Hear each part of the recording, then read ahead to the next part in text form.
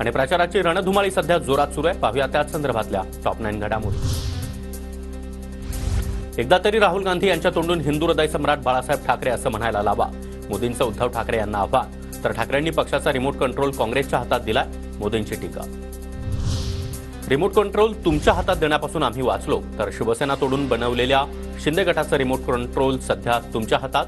मोदींच्या वक्तव्यावर महाराष्ट्राची जनता विश्वास ठेवत नाही. राऊतांचं प्रत्युत्तर. भाजपच्या सभेमध्ये लाडक्या बहिणींची मोठी गर्दी. नरखेडमधील फडणवीसांच्या सभेत 50% जास्त महिला. रात्रीच्या सभांमध्ये देखील पुरुषांपेक्षा महिलांचीच मोठी गर्दी. रत्नागिरीच्या जयगडमधील JSW हेलिपॅडवर उदय सामंत यांच्या हेलिकॉप्टरची तपासणी. सामंत यांच्याकडून निवडणूक आयोगाच्या कर्मचाऱ्यांना तपासणी दरम्यान सहकार्य. भाजपनं सामान्य लोकांना हुकवलं. भाजपसाठी आपल्याला महाराष्ट्र छोडो आंदोलन सुरू करावं लागेल. वर्ध्यामधील प्रचार सभेमध्ये बोलताना रोहित पवार यांची टीका.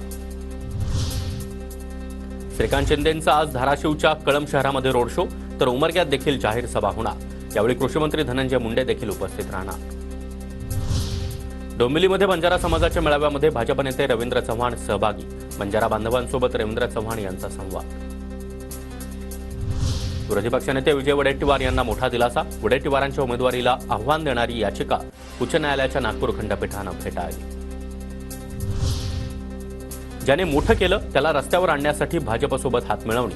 मिरजमधील सभेतून सुषमा अंधारेंचा शिंदेंवर हल्लाबोल, तर सर्व प्रकरणाचे सूत्रधार फडणवीस असल्याची अंधारे यांची टीका.